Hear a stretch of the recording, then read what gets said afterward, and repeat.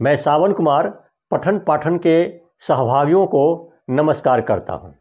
आज के पठन पाठन में मैं लेकर आया हूं हिंदी व्याकरण मंथन की चर्चा संख्या 13। चर्चा का सिलसिला बढ़ाते हुए आज हम चर्चा करेंगे कर्ता और क्रिया के मेल संबंधी नियम ख। अब तक हमने कर्ता और क्रिया के मेल संबंधी नियम क पे ही चर्चा कर रहे थे और अब हम चर्चा करेंगे कर्ता और क्रिया के मेल संबंधी नियम ख पे।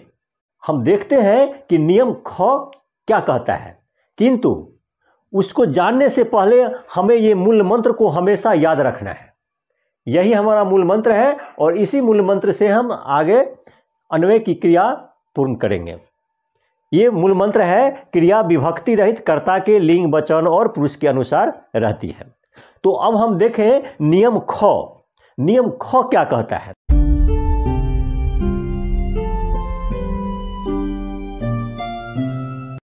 नियम ख कहता है कि वाक्य में यदि विभक्ति रहित बहुवचन का कर्ता आया हो तो क्रिया उसी लिंग के बहुवचन में होगी। नियम क में हमने पढ़ा था कि यदि विभक्ति रहित कर्ता एक वचन में आई हो तो क्रिया उसी लिंग के एक वचन में होगी। और ख में कह दिया कि यदि विभक्ति रहित कर्ता बहुवचन में आई हो तो उसी लिंग के बहुवचन में होगी। उस समय में एक वचन में, इस समय में बहुवचन में। मूल मंत्र जो है वही कहता है कि विभक्ति रहित कर्ता के लिंग वचन और पुरुष के अनुसार होती है। जैसे उसके पेट में चूहे उछल कूद मचा रहे हैं। उछल कूद मचाना क्रिया है। कौन उछल कूद मचा रहे हैं? उत्तर है चूहे। एक चूहा नहीं, चूहा एक वचन में है और चूहे आकारांत पुल्लिंग को जब बहुवचन बनाते हैं तो आकारांत का एकारांत हो जाता है। यहाँ पर चूहे जो है सो बहुवचन में है। चूंकि चूहा पुल्लिंग है इसीलिए बहुवचन में है, इसीलिए क्रिया भी बहुवचन पुल्लिंग में आई है। उसी तरह से पेड़ पर पक्षियां चहचहा रहे हैं। कौन चहचहा रहे हैं? तो पक्षियां। पक्षियां यहां पर कर्ता है बहुवचन में।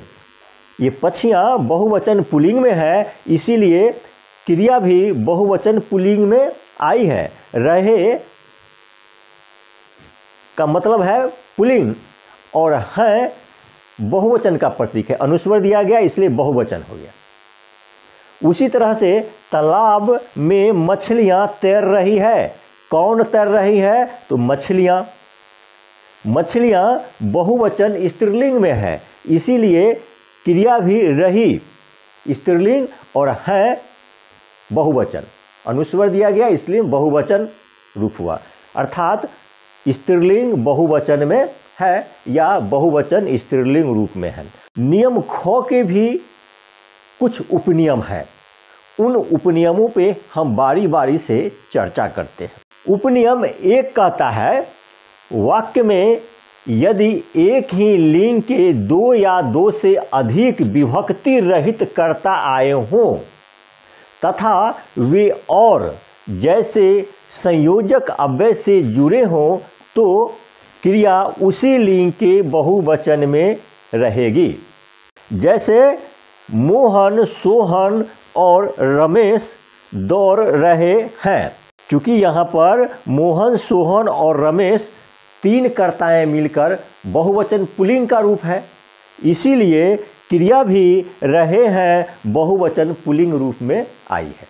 अब हम दूसरा वाक्य देखते हैं कि सबाना, सबनम और समा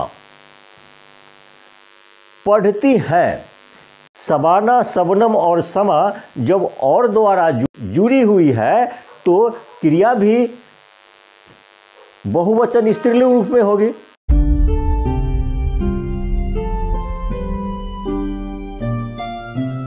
अब और वाक्य देखते हैं, गाय और बकरी चरती होंगी।